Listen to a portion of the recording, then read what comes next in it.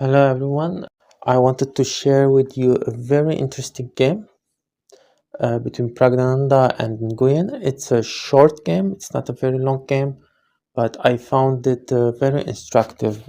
Praggnanandhaa playing white opens with d4, and the game soon goes into Nimzo-Indian. It is very interesting to see how Praggnanandhaa will handle this opening. He plays the Romanician variation with the fianchetto on bishop g2, and in this variation, if black can develop his queen side, he will be okay, and he will have a good game. If he can't, he will have difficulties. So let's see how these two grandmasters play this position out. Castle, bishop g2, and d5. uh, One of the disadvantages of white's position, if we can say, is that it is a little slow in development. White is still not castled, so black takes advantage of that and wants to play an active game. That's why he plays d5, trying to open lines straight away. Knight f3 and takes. This is a pawn gambit. Prague gives up a pawn, but in return he gets center, more space, and if he cannot use that to a good advantage, he can have a worse game. But let's see how it goes. Castles, knight c6. As you can see, there's a pressure, small pressure on d4. But that's not the reason black played here knight c6. This is a standard play against the fianchetto.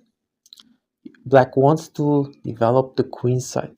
He wants to play rook to b8, so he clears up that square and he wants to hang on to the pawn, which is a good strategy, a good way to play against a fianchetto. a3, and of course if black doesn't take it, doesn't want to take on c3, there is no point in it. It will just strengthen the d4 square, so he just moves the bishop back to e7, and that controls important dark squares in his position. Prague, as you can see, as a result of the pawn sacrifice, takes full control of the center. If black is not careful, he can be run over by these pawn dios on d4 and e4.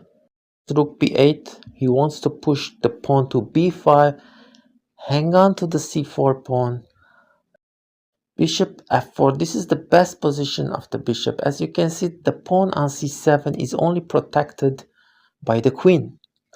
So if white can play an eventual rook d1, the queen will be awkwardly placed on d8, and it's the only one protecting the c7 pawn, so he will have to move, and that c7 pawn can become a vulnerable target. So the bishop f4 is a very good play, very good move. Black is almost ready to complete his queenside development, and that is his strategic objective. If he can successfully develop his queenside, he will have a very good game. Prague centralizes his pieces, and he's ready just to open up the center. a6, this is again a crucial move, because in some positions black will have to play bishop to b7, opposing that bishop on g2, and by playing a6 he protects the d5 pawn, so he can safely play bishop b7 if needed. So black just needs one more move. If he can play bishop b7 successfully, it's over, in the sense that he will have a very good game, not a winning game, but a game with an edge. He will have an easy game against white setup. So Prague has to play actively. It's now or never. d5, this is the main trump. This is the main strong point of white position. He has to make use of his pawn dio, and black is not fully coordinated yet, so doesn't want to give him time to do that, so he just pushes d5 straight away. Of course, you do not take the pawn yet. The knight on c6 wasn't very good placed, so he transfers the knight to b3, and then he can go to c5 if necessary, and it will control very, very important squares, opening up the d1 for the rook, because the queen will be very oddly placed once the rook comes to d1. This isn't a position where there is a tactic. This is a strategical position. If you were black, how would you continue here? How would you play? Because this is a key position. This is a important point in the game, a crossroad. So it is very important to know how you can play with black's disposition, because black has the equality here, has a good play, but he has to be very precise. So knowing the correct strategy in this position will make black's play much easier. So if you were black, how would you continue here? Okay, in the game, and Nguyen doesn't play the correct move. Knight h5. This is a step in the wrong direction. You don't want to play this. Even just by looking at the position, you can see that the two knights on the rim, the harmony of the black's position is worsened, not improved. So these two knights on the sides of the board, this is not the step in the right direction. The correct move would have been to take this pawn, and after rook a1, of course this is a sample line, but it's a way that could be played this position. The bishop develops and the knight comes to b3, and after c5 you can see black is holding on the position, and there is no easy way for white to continue. In the game, bishop e3. Here black should play knight back to f6, although that lost tempo will put him under big pressure, but he can still survive. But in the game it doesn't do that. He plays a losing move, pawn to f5. Pawn to f5 is a losing move because white's pieces are more harmonious, are more developed, so black opening more lines is just making things more difficult on himself. You don't open lines when your pieces are worse placed compared to your opponents. And Prague takes advantage of this. He's ready to just open all the lines because he knows his pieces, where the play is going on in the center, are better placed and he will have better tactics in his favor. Black tries to complicate the game, but it's simply a wrong strategy. Black shouldn't play on the king side, should have played on this in the center, countered white's attack, and on the queen side. Rook a d1, the queen goes to e8. Although white's king's position looks weak, but it is not easy to take advantage of it because black's pieces are not in ideal position to do that. The knight jumps with tempo to knight d5, attacking the rook. The rook to g4. And here Prague identifies the weak point in black's position. Can you see what is the weak point in black's position? Yeah. It is the bank rank, because this bishop and the rook and the queen are all oddly placed and the bank rank is not guarded sufficiently.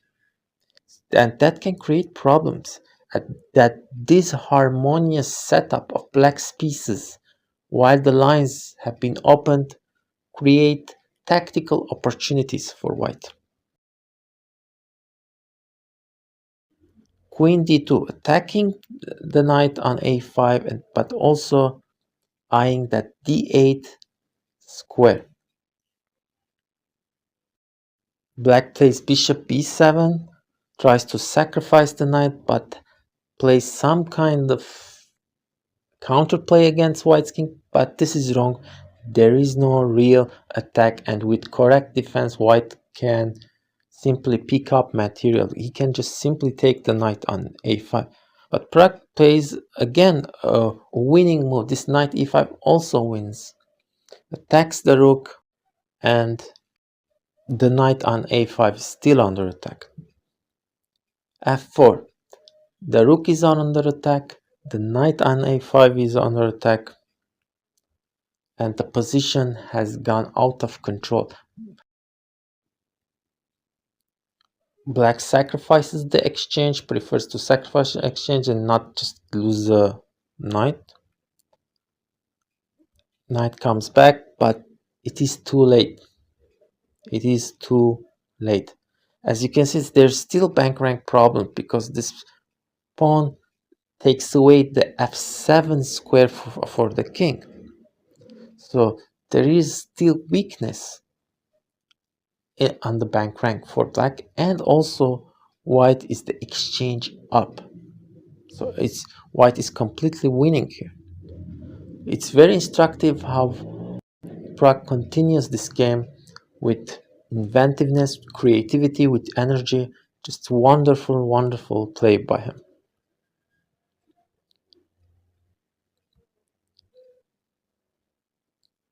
Finally takes that e6 pawn, but the initiative, the attack still going on. The bishop is under attack. The knight is loose. Here, the best move in this position is to play rook e7, but still that's a losing move. But black plays knight a5. Now the other rook joins. As you can see, this rook is eyeing the d8 and even threatening checkmate. So black tries to take control of the e8 square. But after this move, actually black resigns, seeing there's no hope in saving the position. A sample line would have been, for example, the bishop would participate from the h3, and let's say rook takes pawn, and after a few forcing moves, black would lose the bishop and the game. So there's no real hope for saving the game. Black simply resigns.